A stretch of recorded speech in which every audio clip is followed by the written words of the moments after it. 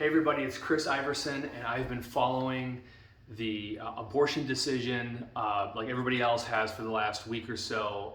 As you know, Alito's draft opinion was leaked to Politico, and that came out a little over a week ago on the 2nd of May, and it's been an explosion ever since. Took over the news cycle and everything. So a lot has happened. It feels like a month has passed, and I've been following it, and so I want to give you the information that I have and address lots of questions that you might have that you may have run across, or you haven't heard it yet, but it might be coming. You might be hearing about it. So first, the substance of the decision. I should note that this is a draft opinion. So what happened was there was a Supreme Court case called Dobbs v. Jackson about a Mississippi law.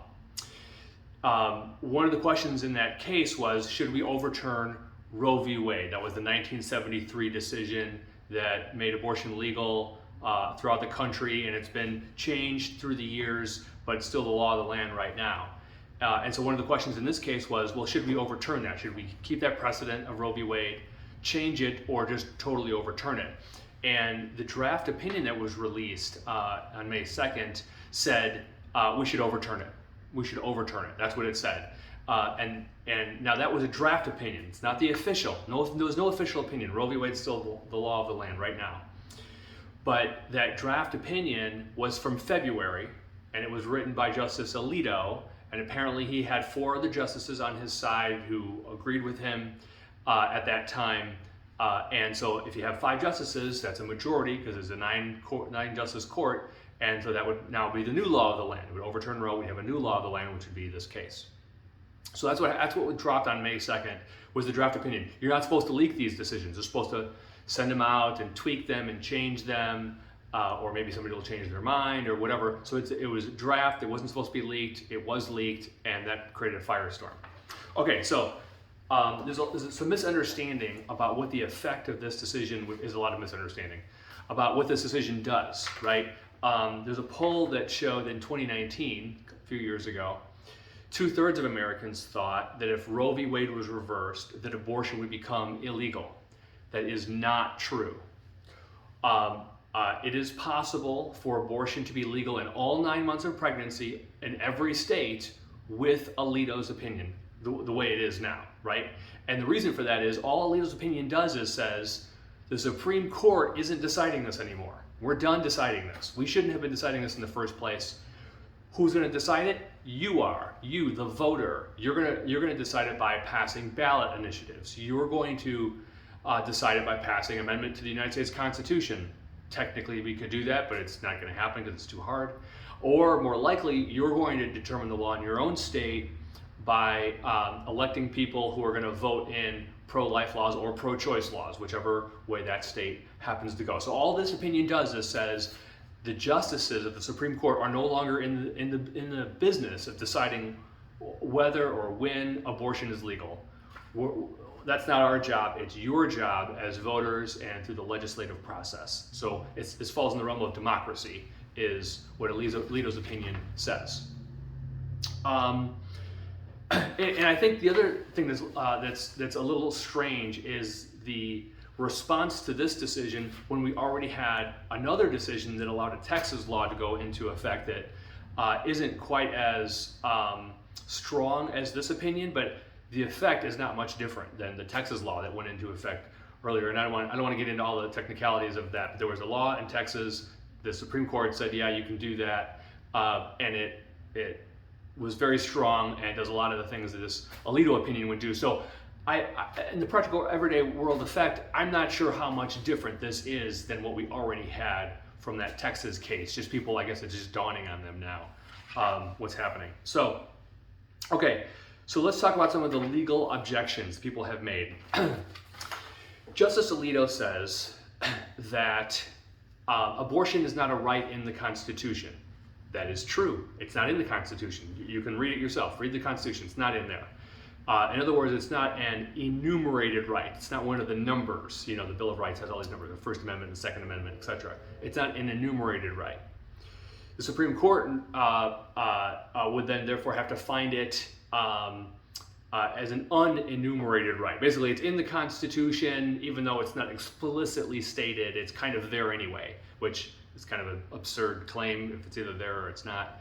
Anyway, but there's this whole concept of unenumerated rights. Now you might say, well, wait a minute, we shouldn't have any unenumerated rights. Well, there's a problem with that. So for example, if you want to do homeschooling and your state says, no, you can't do that, well, you have to go back to the Supreme Court case that found a right to educate your children as an unenumerated right.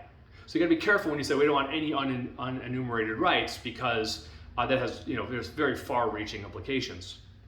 But instead, in a case called Glucksberg, the Supreme Court found, listen, not everything can be an unenumerated right. Just because you want it doesn't mean it can be an unenumerated right. So it has to be at least, it has to be deeply rooted in the tradition of the country. And that really just speaks to kind of the whole democratic process. The content of the Constitution was approved by the people. It was, all the provisions were ratified by our representatives at different times. So it's democratic, and at least if you can say, well, if we're going to have these unenumerated rights that really aren't democratic because nobody passed that law. Nobody passed that law. It's unenumerated. It's literally nobody passed it. Well, at least you can say, well, it's deeply rooted in our tradition, so it's what we would have passed, we think, if we had thought about it at the time. We didn't think about it, so it's basically, it's there. It's good enough, deeply rooted in the tradition. So that's what we've done, and Justice Alito said, listen, it's not deeply rooted. It's just not. It's just an unenumerated right, not deeply rooted. At any point before Roe v. Wade, you could ban abortion if you wanted to, totally. You could limit it to the first trimester or to quickening, which it was at the founding of the country in many states, many places. So we got that from the common law over across the pond from Europe. The point is, it was not deeply rooted as like this is a right people have. It was, you got to make a decision, right, about if you want it to be legal or not. And we didn't even know that human life started at fertilization until during the 1800s. So the notion that it's deeply rooted is just false, and therefore it shouldn't be an unenumerated right, because that would really go against our kind of democratic ideals. Then another legal objection people make is, well, if you make abortion illegal because it was based on an unenumerated right that is not found in our history and tradition, what about contraception? Contraception, you could ban it. There's no unenumerated right. There's no enumerated right. There's no, that's not in the First Amendment. It's not in the Second Amendment. There's no Second Amendment right to contraception. It's a totally different Second Amendment is. But the decision in Griswold, kind of made it up. The right to contraception kind of made it up. So they say, well, if you can get rid of abortion, now you can get rid of contraception, right? Well, but the problem with that is there's this thing called precedent in the law, in the Supreme Court law, and that says, a prior decision, even if it was wrong, you kind of just got to leave it there. But you might say, well, if it's wrong and you have to leave it there, if Roe v. Wade was wrong, why aren't we leaving Roe v. Wade? And the reason is because there's wrong and then there's wrong. And the other side of, and with Roe v. Wade, the problem is that it was egregiously wrong. And that's what Alito says in his opinion. We have movement. Anyway, so that's on the contraception thing. And so the point was, it's wrong, but was it egregiously wrong? And the reason why abortion is uniquely egregiously wrong is because there's killing of humans. And an abortion ends a human life. And there's over 800,000 abortions in the United States every year. There's been 63 million since Roe v. Wade. It's just killing tens of millions of humans. It's a huge number. And so that's what the result of it puts it really in this other category of egregiously wrong. It's not just technically wrong, legal reasoning or whatever. There's consequences to legalized abortion that require us to relook at it. And that's what Alito's opinion was saying. So he is not saying you can relook at something because you don't like it. And then people will say, well, what about gay marriage? They'll say, well, gay marriage, that certainly was not a deeply rooted value at the founding of this country. And that is true. It was not a deeply rooted value at the founding of the country. There was no right to it. And yet the Supreme Court found a right to it in Obergefell. So they're like, well, is the Supreme Court going to overturn gay marriage? Is that next? Well, again, you can't base that off this decision, because this decision, for gay marriage, for all the people who want to object to gay marriage, I'm not a fan of the Obergefell decision. I don't think it was well reasoned. But as neither did Roberts, and many of the justices didn't think it was. But even if you object to it, nobody can say that it kills millions of people every. It doesn't kill anybody. I mean, that I'm aware of. I don't, it doesn't kill hundreds of thousands of humans every year, and so you can't use Alito's opinion to say as justification for revisiting a gay marriage decision, because there's nothing in Alito's opinion that would warrant revisiting that decision. So anyway, the contraception and gay marriage, like, oh, they're going to overturn those next. That's what we like to call the slippery slope argument, and it doesn't work. And it's just fear-mongering. But anyway, I just wanted to kind of walk through that in case you had any questions on that. Okay. Also, people want to say this violates equal rights under the law, and because equal protection under the law, because they say, well, abortion is only something that women can do, not something that men can do. Therefore, if you prohibit it, you are treating women unequally. That's just, I mean, I hope people can see how dumb that is, because pregnancy doesn't happen to men. If you want to be snarky, I guess you could say that it does now because everything has changed, but we all know it doesn't. And so pregnancy doesn't happen to men, and so that would be the reason why a prohibition on abortion wouldn't affect men. It's because of the way nature is, not because of something intrinsically discriminatory in Alito's opinion. Okay, then there's a quote in a footnote in the opinion. This is just wild. That the quote is, domestic supply of infants. We're going to increase the domestic supply of infants. And so everybody's like, oh, the sky is falling, domestic supply of infants. It's uneloquently stated. Well, the person who said, the entity that said increased domestic supply of infants, as unelegant as that phrase is, that was the Center for Disease Control. That was the CDC. Alito was referencing them in his opinion to back up some other point about people don't need to be worried about, with adoption because their babies will be adopted because we don't have enough babies or whatever. Okay, that was the point of the CDC footnote. And they're trying to connect it to Barrett and trying to connect it to Alito. Listen, the CDC wrote it. If you don't like it, go talk to the CDC. They're not, they're not a PR organization. They're dealing stats, and sometimes it doesn't sound real nice, but that's where that came from. So they're making a big deal out of nothing with that. All right, then there are some. So those are kind of like the substance objections to the substance of the opinion, and then we have some process objections. I'll call it that. So the process objections are people will claim that the justices promised not to overturn Roe v. Wade. Gonna knock this over. Promised not to overturn Roe v. Wade, and that is not true. That's totally false. I watched the confirmation hearings like a hawk. They did not. I would have noticed if they promised. If they said, "Oh, I would never overturn Roe," I would notice that. They never promised that, at least not publicly. Now, people want to claim they said things in private. I can't confirm that, so I'm not even saying anybody has said that per se. But here's what the justices do during the confirmation hearings. It's a little bit of a dance, and everybody knows it's a dance. And the dance goes like this. The senators want a promise from the justice that they won't overturn Roe v. Wade. And the justices, or at that point the nominees, won't promise that for two reasons. First of all, it's going to be hard to get a confirmation vote if they promise it, so they don't. It's not in their interest to promise it. And secondly, they're not going to promise it because it's unethical to promise it. It's unethical for the senators to ask them to promise it. But it's unethical for them to promise it because they don't know what decisions are going to come forward in the future. They should not be telling future litigants, here's what I'm going to decide in your case, so you may as well not even bring it. And a case could come up they can't imagine in that moment when they're in the confirmation hearing. And it is fundamentally unethical for them to do some horse trading and say, if you vote for me, I will vote this way in a future case. That is fundamentally unethical, and it goes against the independence of the judiciary.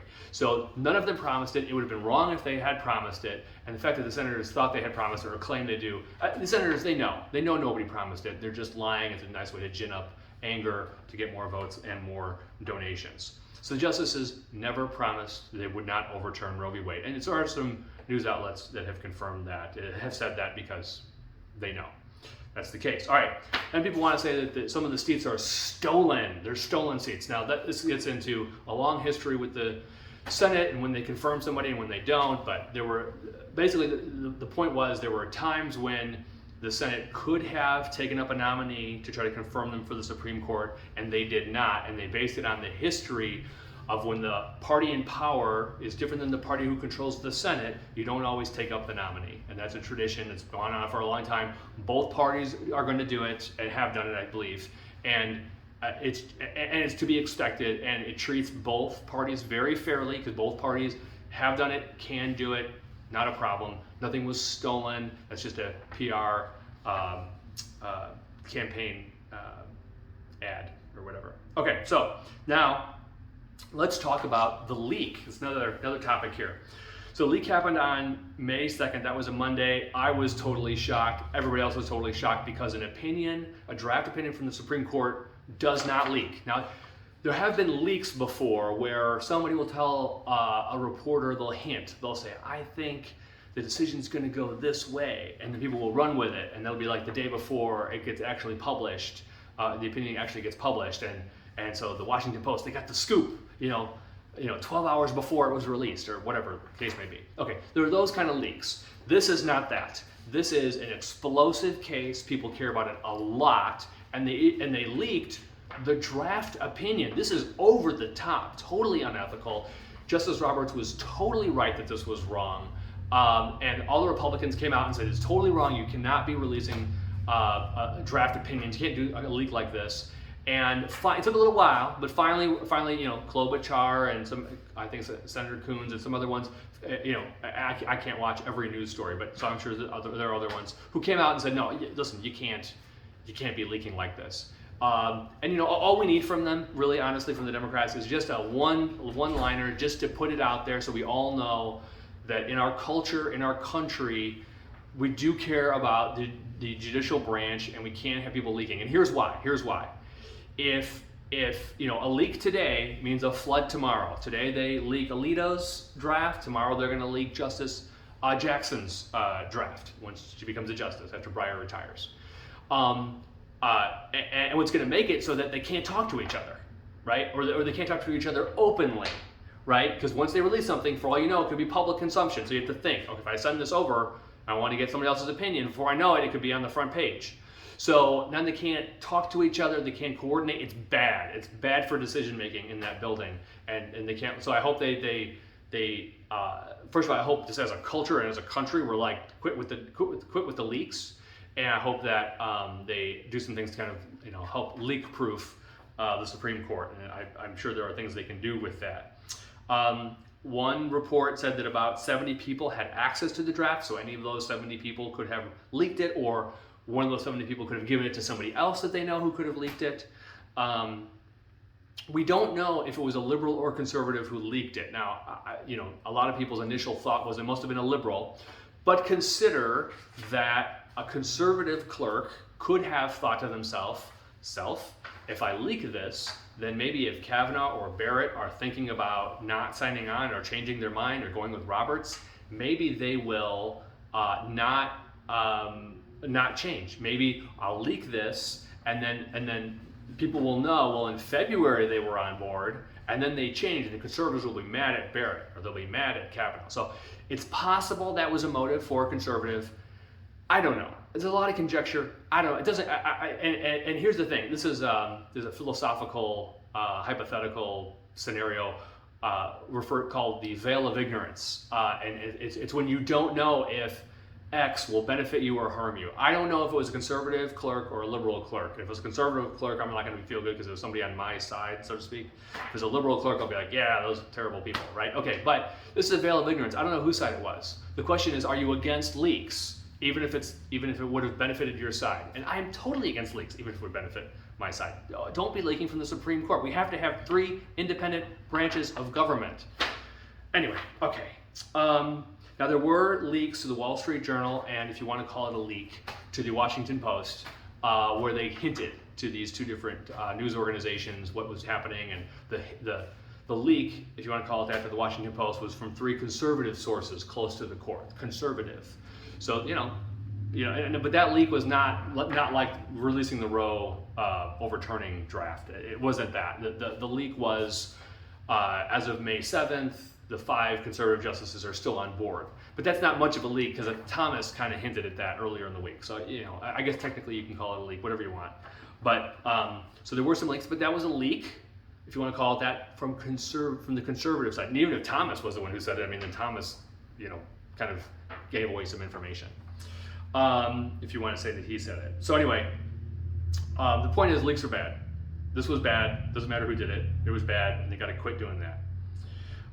Also, this was a leak of a February draft, and it was leaked in May, right? So, there's months going by between the draft date and the leak date. So then you have to wonder, why did they leak the February one? Wasn't there an updated one they could have leaked?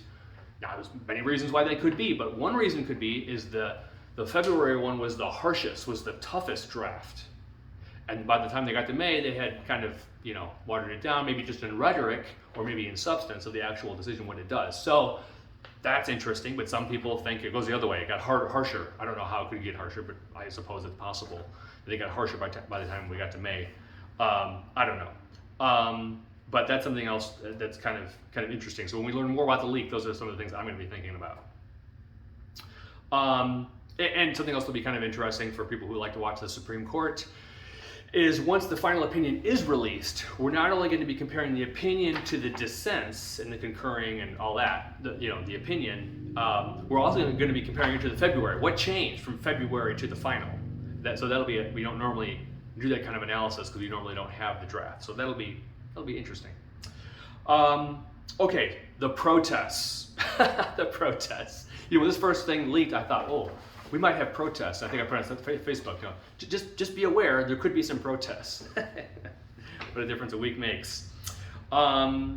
So there were protests at the justice's house. So far we got Kavanaugh, Roberts, and Alito, and I think they're planning to go to Barrett and Gorsuch, but I don't know. I think they're planning to go to theirs. Also, they blocked the road, which is illegal, but people have forgotten that's illegal or something. They think they can just go take over the road. I don't know, whatever. But that's as far as it's gone that I have seen. And then there's a law that may prohibit this kind of activity in front of justices' houses, but I have to tell you, it is not clear. It's not clear cut. If you read the text of the law, then you might also think it's illegal to protest in front of the Supreme Court. So I would just caution anybody who makes a blanket statement that this is illegal. Should it be illegal to protest an official's, a high official's house? I lean toward yes. That's different than an everyday average, citizen, because if something happens to if somebody assassinates a justice, that's a colossal problem. I mean, that's huge. And it rocks the nation and destabilizes, and so it's just different with a high official. And I didn't like when people protested Lightfoot's house, Mayor Lightfoot in Chicago. So that's just me. High official, need to respect the position. There's a huge fence put up around the Supreme Court building.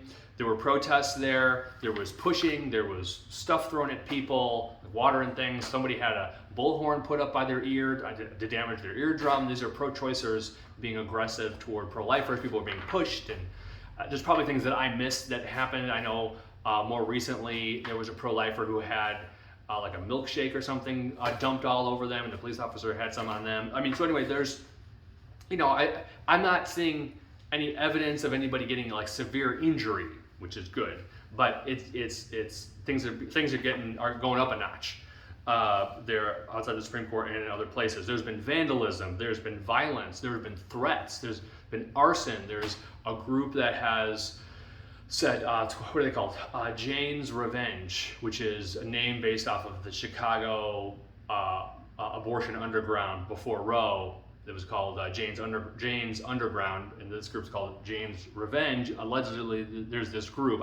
We haven't seen this group. We've only seen information from this group, so time will tell. But allegedly, they have said every pro-life organization basically needs to shut down the next 30 days, or they're going to ratchet up the violence. So we'll see what happens with that.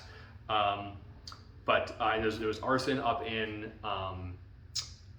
Madison, Wisconsin. I've got a whole video of all these clips. I mean, in LA and Seattle, and of course Portland, of course, in DC, in Austin, Texas, in Denton, Texas, in Fort Collins, Colorado. I mean, there's been vandalism and arson in Madison and in Oregon.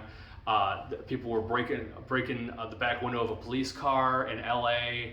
People were throwing things at the police and like fighting with them.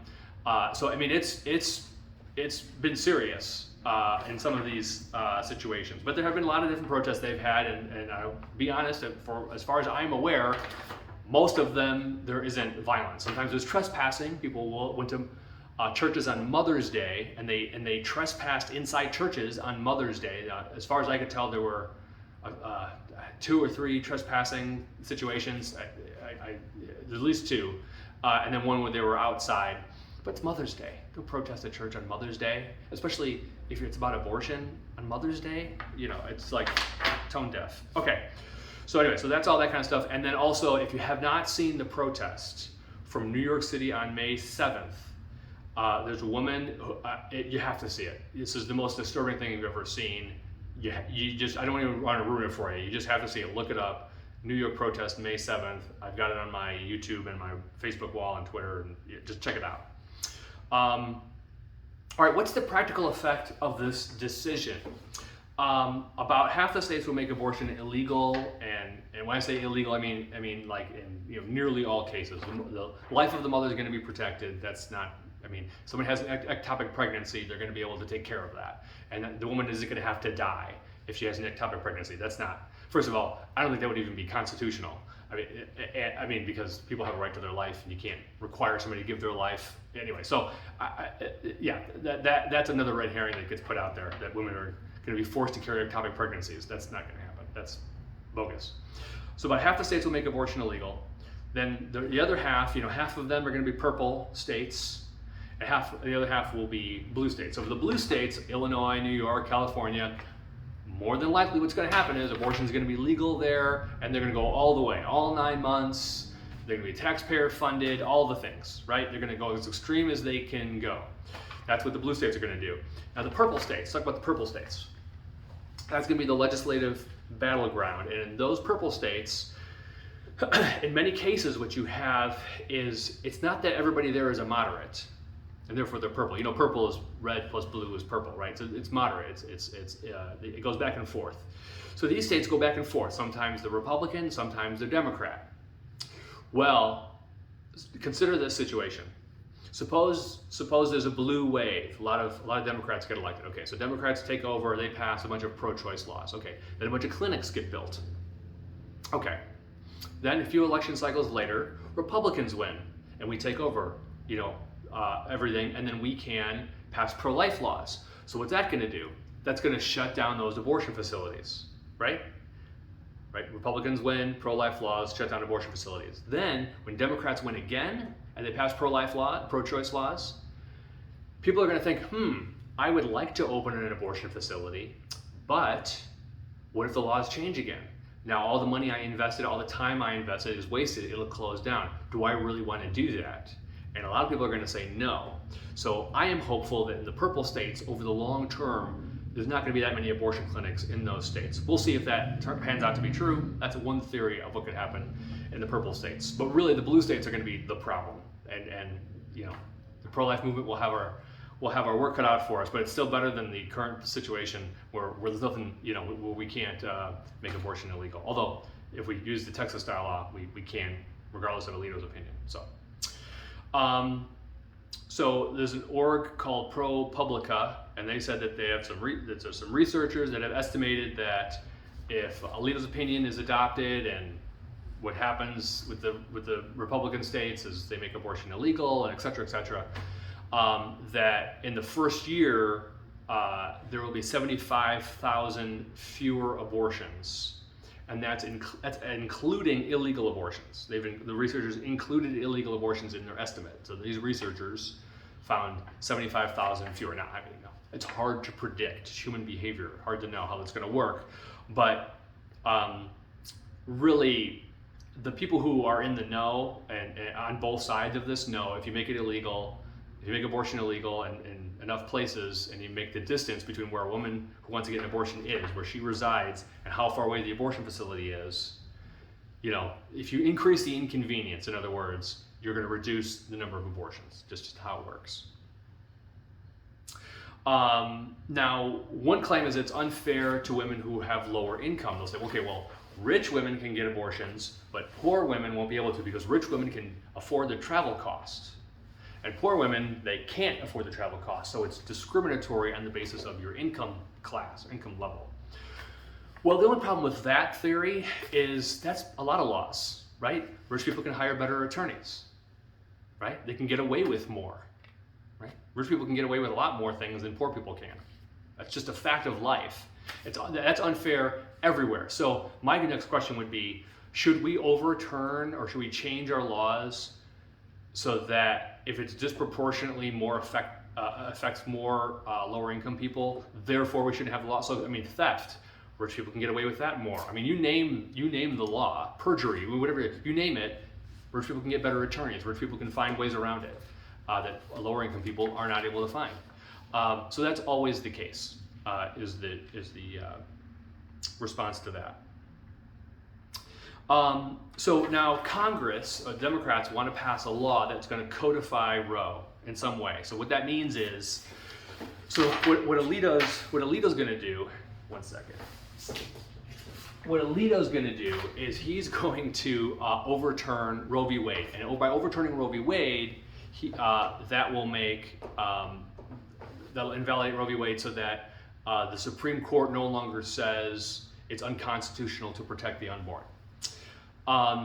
But Congress comes forward, Schumer and Pelosi, they come forward and they go, oh yeah, that's okay. Well, it's not okay. But if the Supreme Court does away with that, that's okay. We'll just pass a law to put it right back in. It'll be federal, it'll be every state, and now abortion is legal everywhere again, despite what the Supreme Court did. There's a couple things there. First of all, it's questionable whether that federal law would be constitutional. And there's a case, and I'll link to it. There's a case called City of Bern v. Flores. I think that's how you pronounce it, Bern. And it's a little complicated, but basically there was a federal law for religious freedom. And it basically told states, you can't infringe on religious freedom as we define it, right? This is from the 90s, I believe. Okay, and the question was, so then if a state wanted to pass a law that would infringe on religious freedom according to that RFRA law, could a state do that? And the Supreme Court basically found, listen, you can pass a federal law like this for religious freedom, but you can't. It doesn't change the Constitution, and you can't make the states. You can't like make a new right out of whole cloth. You can't make the states not be able to enforce laws. The Bill of Rights applies to the states because of the incorporation doctrine, but your congressional law doesn't apply. You can't just make the states unable to create these kind of laws. So anyway, it's a long story short. I'm not sure that codifying Roe would even be constitutional. They might be able to do something where they tie money to it or whatever in interstate commerce or something, but I think it's questionable whether or not it's even constitutional to codify Roe. So anyway, but besides all that, it's kind of a moot point anyway. It's kind of academic because they need to overcome something called the filibuster in the Senate, where they need 60 votes for non-kind of economic type legislation, non-spending or whatever. And this is totally non-spending. This is just abortion or not. So they don't have the votes to overcome that filibuster threshold of 60, and they don't have the votes to end the filibuster either. So they're can't do anything. So it's a show vote, basically. It's just to show where everybody stands on the subject. Now, I suppose the pro-choicers could say we're going to pass an amendment to the United States Constitution to codify Roe in the Bill of Rights or in the amendments of the Constitution. Okay, good luck. Okay, good luck. It's impossible to pass an amendment to the United States Constitution. It's not going to. No, you can't do it. It's not going to happen. So that's over. So that's, and the pro-lifers have tried it, the pro-choicers have tried it with the Equal Rights Amendment. That's a dead end. Okay, the amendment process, frankly, is broken. Also, just going on the list of practical effects, many companies are now paying the travel costs for their employees to go travel to another state to get an abortion. And some people would say, well, those companies believe abortion should be a right, and so they're putting their money where their mouth is. Other people would say that those companies, it doesn't do them any good if a woman who's not pregnant now becomes a mom and has to raise their kid, and so it's in their financial interest to make it easier for her to get an abortion. So you can interpret that however you want. I'm just telling you those are the two views I've heard. Chicago, it's the city of Chicago. Lori Lightfoot the other day said this is a call to arms with regards to the abortion decision because it's going to affect gay rights, which is not true. I mean, nothing in the decision indicates that to be the case. But anyway, call to arms, she said. Well, that's really tone deaf when we've got vandalism and violence and arson and threats. So that's number one. We shouldn't have a mayor calling to arms. Okay, that's number one. But number two, I'm not saying that she meant that, but it's really just not good timing, really tone deaf. But in addition to that, she said that they're going to allocate $500,000 to help people travel to Chicago, to draw people to Chicago so they can get an abortion. Taxpayer dollars in Chicago. We got nothing else to spend it on? We got nothing else to spend it on? Really? It's just, whatever. New York is going to, New York State is, I think it's going to be $25 million they're putting toward abortion. So that's a lot, that's a chunk of change. So states are going to be using their tax dollars. Blue states are going to be using their tax dollars in this way. And red states might be using their tax dollars to help out the pro-life movement. So we might start seeing more of that. Also, states are starting to think about, because we already have blue states or blue municipalities, Chicago, New York, saying, well, we're going to spend money to make it easier to come here to get an abortion. We're going to draw them out from other states. I know the state doesn't want them to get an abortion, but that's okay. We'll try to pull them over here. We'll try to draw them out over here. Okay, well, some pro-life states are saying, well, you know what? If somebody takes like a minor across state lines and, for some illegal purpose, they can be prosecuted, right? So if somebody goes from, say, Texas to Oklahoma with a minor to do something wrong, bad, illegal, my understanding is they can be prosecuted in Texas for the thing they do in Oklahoma, right? So that's an act that that's conduct that occurred in a different state can be prosecuted in the state of where that person normally resides. So pro-life states are thinking about, well, you know what, if somebody leaves Texas to go to Illinois to get an abortion, we'll prosecute the doctor who did the abortion in Illinois, right? Hopefully that logic follows for you. And it's questionable whether that's constitutional, we'll see. But to preempt that, states like Connecticut, for example, have passed laws to say, well, you know what, if you try to go after our abortion doctors, then we just won't cooperate. So they have like these non-cooperation laws that say, for any law that we disagree with, any pro-life law we disagree with, we're just not going to cooperate. So if you have a subpoena, we're not going to help you. If you need law enforcement, we're not going to help you. Whatever it is, you need our courts, our state, we're not going to help you. So that's really a big rift. We don't normally see that kind of a thing between states, but we're seeing that. So just a sign of the times, I think. All right, another practical effect. People are saying that women are going to die from illegal abortions. All right, let's talk about this. For many years, the picture of a coat hanger and the concept of the back alley abortion, women are going to die, has been fomented and emphasized. If you make abortion illegal, women are going to die from illegal abortions. If you don't want women to die from illegal abortions, then you have to make abortion legal. And they'll also say abortion is going to happen anyway, so you may as well make it legal, so at least the woman doesn't die. That's the kind of reasoning that is used. Okay, but this is totally false, because in 1965, according to the Guttmacher Institute, that's a pro-choice research organization, everybody quotes them, the Guttmacher Institute. According to them, and you can look this up, in 1965, fewer than 200 women died from illegal abortions. So that was 8 years before Roe v. Wade. Less than 200 women died. Now, every death is tragic, no question about it. But just if you look at the leading cause of death list from the CDC, 200 women dying from illegal abortions is, I mean, statistically, like not even on the radar. It's extremely small. And this is less than 200 in 1965. 1965 was almost 60 years ago. It's 53 years, 57 years ago or whatever. It's a very long time ago is my point.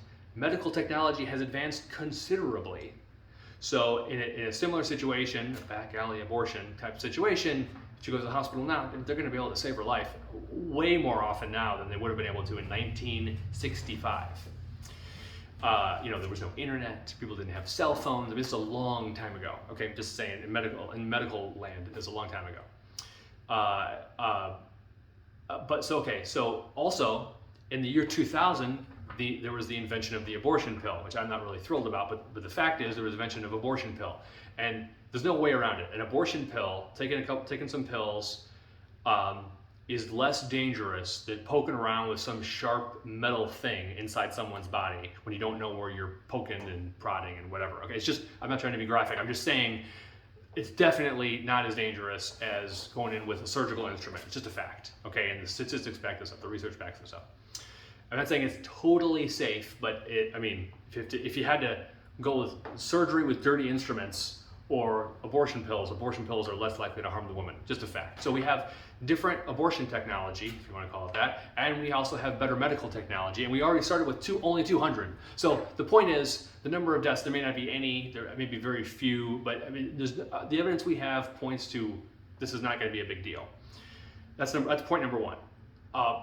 Point number two, the total number of abortions will go down if you make abortion illegal, and there are people who die now from legal abortions. Legal abortions, in fact, and these are surgical. But in Albuquerque, New Mexico, they're paying $1.265 million, I think it is, to the estate of a woman who died following an abortion.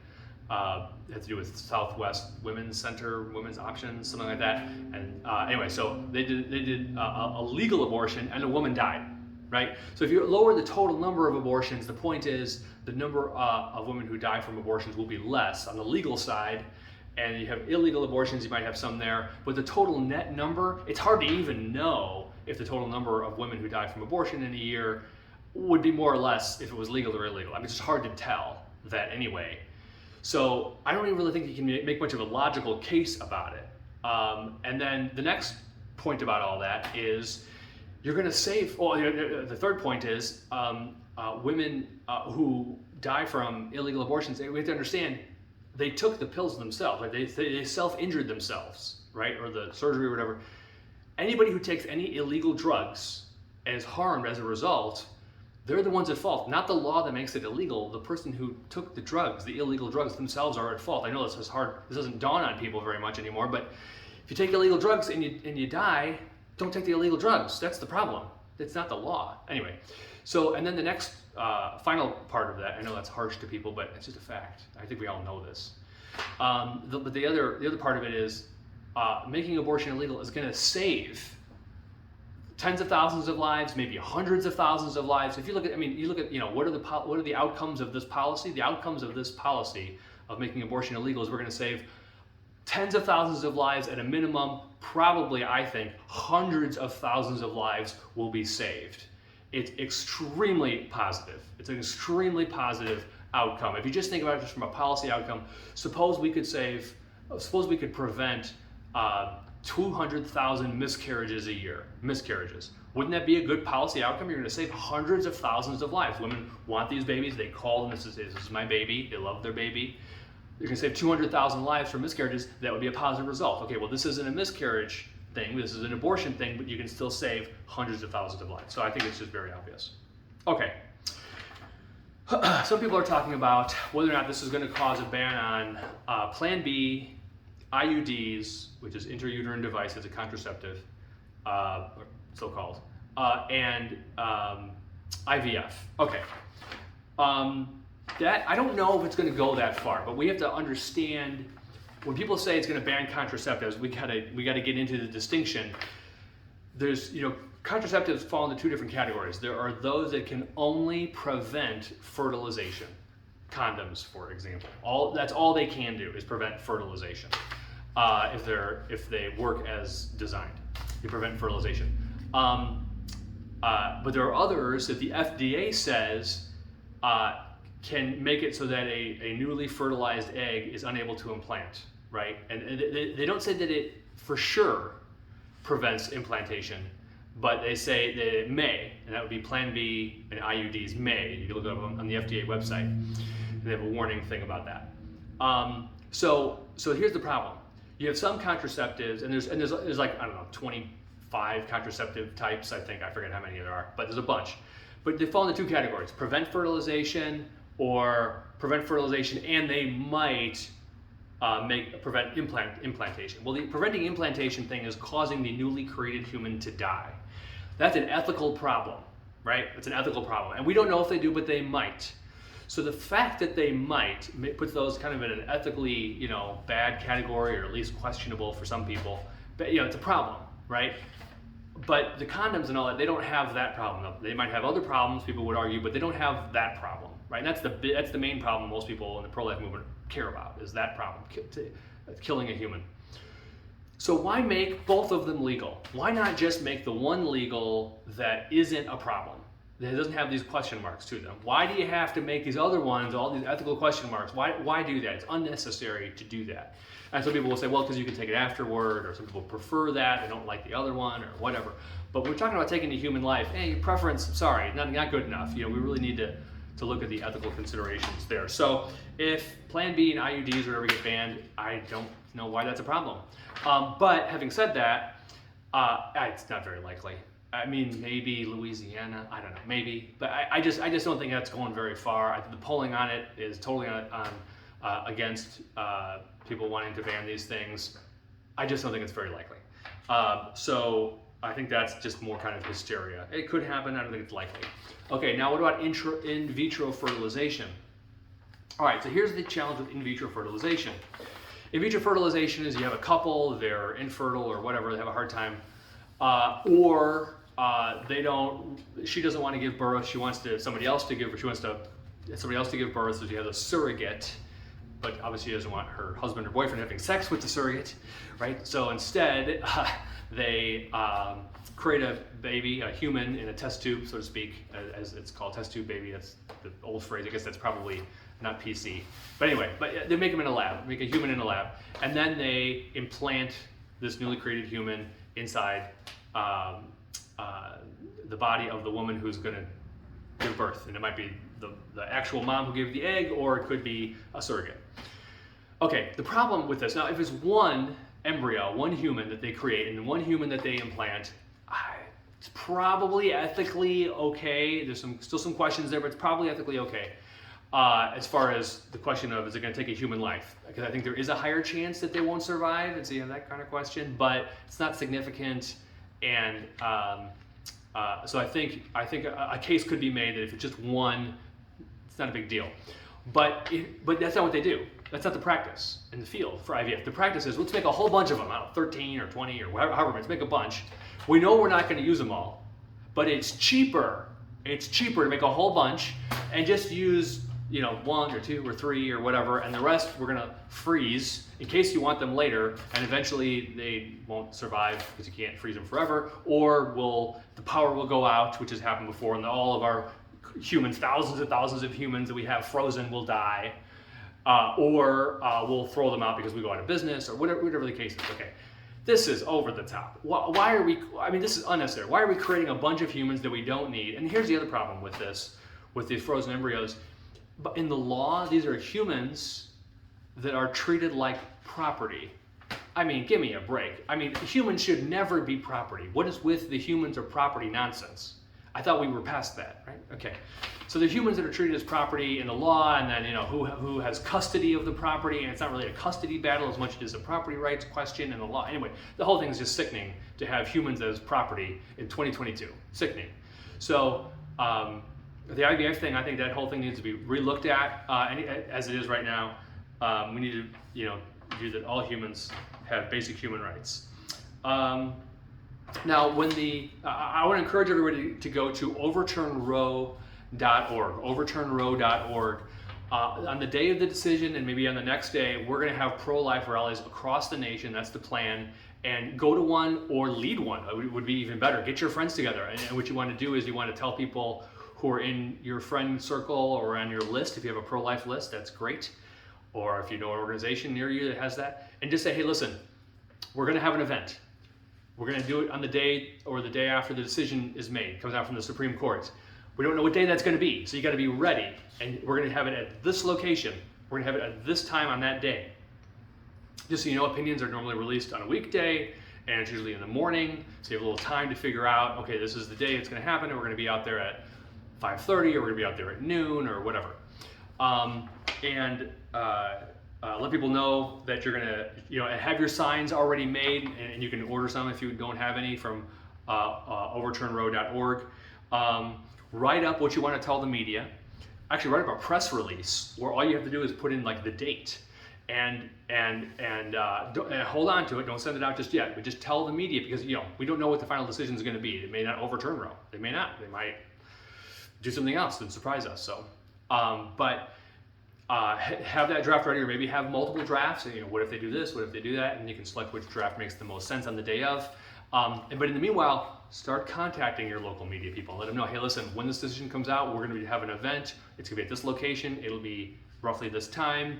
We're going to send you a press release at that time based on whatever the content of the decision is, just so you know, and just kind of form that relationship and just kind of let them know, and just kind of go through the news organizations in your area, because they're going to want to cover a local angle on this, and they're going to cover your side, and they're going to cover the other side. And now you might go, oh, it's the news. They're all fake news. They're all on the other side. What's the point? And the point is, local media tends to be much less biased than national media, and that's a distinction a lot of people don't make. But in my experience, and experience of a lot of pro-lifers, actually you can get very good news coverage locally, very good news coverage locally. So don't just miss it out of hand. I think it'd be really smart to have an event in your area. Let the media know where you're going to be that day. And also register on overturnrow.org. People are going to be looking at that website and other websites to find out, where can I go to advocate for life on the day of the decision. You might get a huge crowd, which would be fantastic. And if you do, also while you're there, I know you have a lot to do, but also try to get people's information. Maybe bring a clipboard, get their email address, put them on your list, because we're going to need to do more things going forward to change the culture and to help women keep and care for their babies. Finally, let me just talk about the abortion debate more broadly. A lot of pro-choicers have never heard an articulation of the abortion debate. And below this video, I'm going to have links to a bunch of things, including my book that goes through the abortion debate. I've been in the abortion movement for 20 years. I think I've pretty much heard it all. And actually in my book, it's funny because once this leak happened, I just thought how funny it is. All the things I heard in the media and everything, all these objections, I've already covered all of them in my book, because there's only so many arguments you can make. And I think I've covered all of them in my book. I'm not surprised by anything that I've heard so far. I've heard it all before somewhere. But basically the pro-life case goes like this. The unborn are living humans. All humans have basic rights, including the unborn. The government's obligated to protect basic human rights, but abortion violates the right to life of the unborn human, and therefore abortion should be illegal. That's the basic pro-life argument. You have unborn humans, they have a right to live, and that right to live is violated. The government should be protecting them, and so that's why abortion should be illegal. And then we have a series of, let me just, before I move on to that, let me just say that the argument, basically what the argument says is this. If somebody wants to kill a newborn baby, right, and they ask you, why should it be illegal to kill a newborn baby? You would say you're crazy to even ask that, but then you would say, well, because they're a human, humans have basic rights, government's obligated to protect basic rights, killing the newborn violates the right to live, and therefore it should be illegal.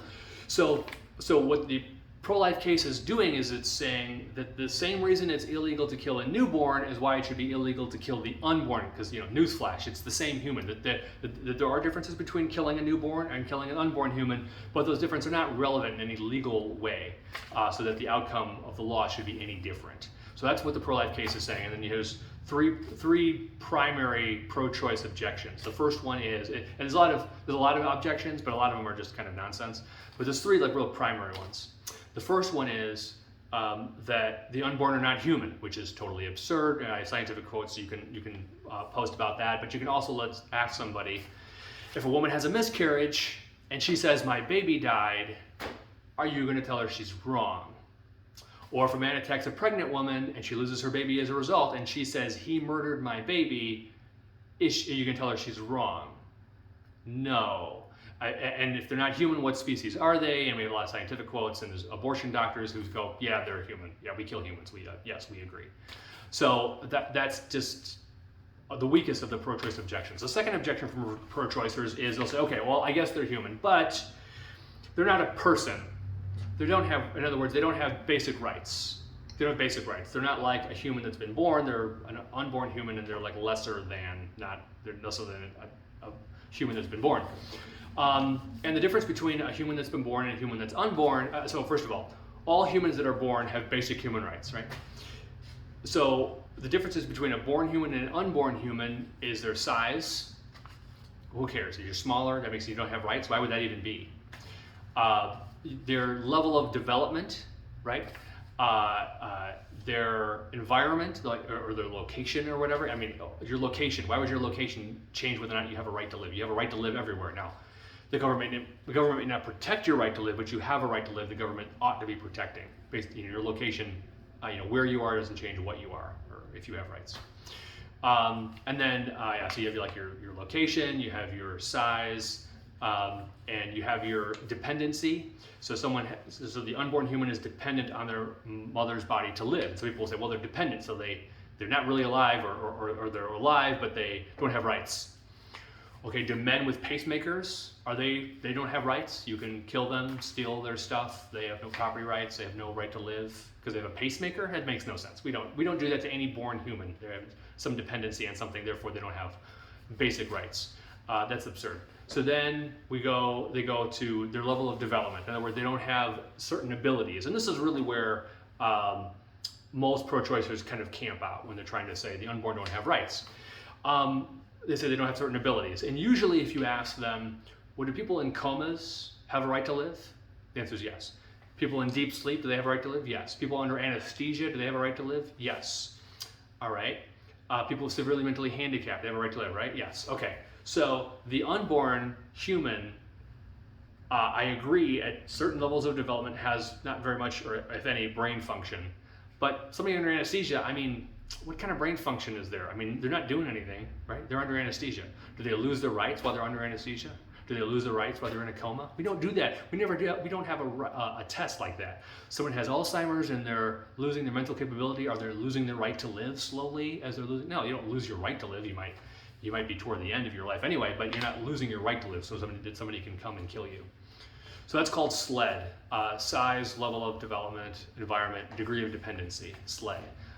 And those are the four differences between a born human and an unborn human, and none of them justify taking a human life. And just on this point, I also will sometimes ask pro-choicers, go in the past, look through the past. Can you think of any time in history where there's a group of humans, they were denied basic rights under the law, and it was a good thing, and we should repeat it? Now, to go through it, it's happened in many cultures, in many different centuries, to many different groups. Was it ever good? No. They're always going to answer no. I mean, unless you run into a total nut, they're going to answer no. Well, that's what's happening now. We have a group of humans, the unborn, that denied basic rights because you feel that they should be, for whatever reason you made up. And there's no way you can prove your reason because it's not provable that a class of humans doesn't have rights. So that's like a problem, right? So the burden is on them to prove the unborn don't have basic rights, and good luck, because there's no consensus on, this gives you a right to live or this gives you a right to live. So they're going to have a really hard time proving that the unborn don't have a right to live. And we should err, history tells us, we should err on the side that everybody has a right to live, not just some people who I feel like have a right to live. We shouldn't base it on our emotions of who we prefer. Or if we want to save this human versus that human, well, maybe we save this human in a life and death situation because we have more of an emotional attachment to this human than we don't to them. But that doesn't mean that one has rights and the other one doesn't have rights. So anyway, so that's the rights argument. And then the last one is they'll use the bodily autonomy argument, my body, my choice, these kinds of phrases, right to privacy. And this doesn't work. And I'll give you the main one. And there's one that relates to rape, but I'm not going to get into that because it's complicated and I don't want to make this video that long. But and rape is like less than 1% of the abortions. So we need to talk about like the majority of the abortions first before we even address kind of the edge cases. But the majority of abortions are for financial, relationship, and lifestyle reasons. And the bodily autonomy argument says, I don't have to give you a blood transfusion if I don't want to, even if it would save your life. I don't have to donate my organs to you, even if it would save your life. And that's what a woman is doing. She's using her body to keep another human alive. And if she doesn't want to, she should be able to unplug. And even if that results in that the unborn human doesn't survive, right? Okay, well, here's the problem with that. There's a couple of problems. Number one, abortion is not unplugging. abortion is intentionally killing, right? So if you have somebody who's in a hospital who's hooked up to a ventilator, I suppose an argument could be made that you could unplug them, right? But then what? Then they would die. But why would they die? They would die from natural causes, right? They would die of natural causes, right? That's different from somebody else is in a ventilator and you go up and you shoot them in the head. Now why did they die? They died because you shot them in the head. You caused their death. One human killed another human. That's the definition of homicide. You can't just kill another human. That would be illegal to kill the human, even though it would be illegal to unplug them. Even though the result is the same, in both cases they would die, there is a major moral difference between unplugging and shooting somebody. And if you say that there isn't a major moral difference, and you say you can unplug people, and it's the same as shooting them in the head, okay, well then you can shoot anybody in the head that you want. You can go down the street and go, I don't like you, I'm going to shoot you in the head. No, I just pulled the plug. That's all I did. No, I just pulled the plug. I just pulled the plug. No, you didn't. You pulled the trigger. You didn't pull the plug. And that's a major difference. Okay, so that's number one. It's intentionally killing. But number two, so that's why it's not even analogous to blood transfusions. That doesn't match. The analogy doesn't work. But number two, even if it was just withdrawing support, even if it was pulling the plug, so to speak, it doesn't work, certainly not in cases where the sex was consensual, which is 99%. And that of the abortions were caused by consensual sex. And the reason for that is, the reason it doesn't work, the pulling the plug kind of argument, is because when a human is created, that human is created in only one particular way, and that way is biologically dependent on the parents, right? So people have to understand this cause of cause and effect. There's a cause and effect chain. So sex can cause the creation of a new human, right? So that maybe that wasn't intended, but it was caused. Just like I don't intend a car accident if I hit my accelerator, but I might cause one, right? And I'm responsible for the result of that, right? Even if I didn't intend it. So sex, and then a human is created, and that human, the way they're created is they're biologically dependent. So also, sex also caused that human's biological dependency on the mother's body. You can't, that's if not for the sex, you wouldn't have the biological dependence. The sex caused the dependence on the mother's body. So now the question is, should it be legal to make a human biologically dependent on me and then to withdraw my support so they die? No, of course not. I'm the one who made them biologically dependent. Now, I understand they're biologically dependent on the mom, not on the dad, but that's how nature works. It can't change that. That's just how it is. That's just the fact of the matter. But the point is, should it be legal to make a human biologically dependent and then to withdraw support so they die? And the answer is no. One time I was at an event and a pro-choice person just screamed at me, I wish I could take you and pull you into my uterus and abort you. Okay, that's just stupid, right? Okay, but let's think about that for just as absurd and stupid as that is. Suppose a woman had a newborn, right? And she goes, you know what, this was a mistake. I didn't want this newborn. And so she takes the newborn and they find a way to bring it back into her body and to make them non-viable and to make the unborn human biologically dependent on her body. And then she goes, well, wait. They're dependent on my body. I'll just pull the plug, right? Come on, that's just a cute way of killing someone, right? It's a cute way of rhetorically getting around, well, I didn't directly kill them. Yeah, you did. You made them dependent and then you withdrew support. It would be like a guy flies up in a plane and he's in midair now, right? And he goes back and one of the passengers on his plane is a newborn baby and he opens up the door and he goes, you're trespassing. My plane, my choice, throws them out and they fall to their death. And he goes, hey, I didn't kill them. It was the fall that killed them. It was gravity that killed them. It was natural causes. It wasn't me. I just withdrew support out of my plane. Come on. You made them dependent and then you kicked them out. You evicted them and now they died. You can't make somebody dependent and then kick them out like that so they die. And then the final analogy I would give to people is right now we have a shortage of formula, which is very alarming to everybody. Pro-life, pro-choice, nobody wants to see a shortage of formula. That's a problem. I hope they fix it. I don't know how to fix it. I hope it gets fixed. Suppose there's a mom who has her newborn baby and she's able to breastfeed. She has no formula. She can't get formula. All she can do is breastfeed. And she goes, I don't want to breastfeed. My body, my choice. I don't want to breastfeed. And so then the newborn starves to death. And now you have a dead infant. You have a dead newborn infant because she would not use her body to keep that baby alive. And all she had to do was breastfeed. Should that be legal? And everybody knows the answer to that is no. So I'm going to have links to a lot of this information, a lot of the sources down below. Take a look, ask questions. I'll try to respond to them as best I can. And I hope this has been helpful and informative.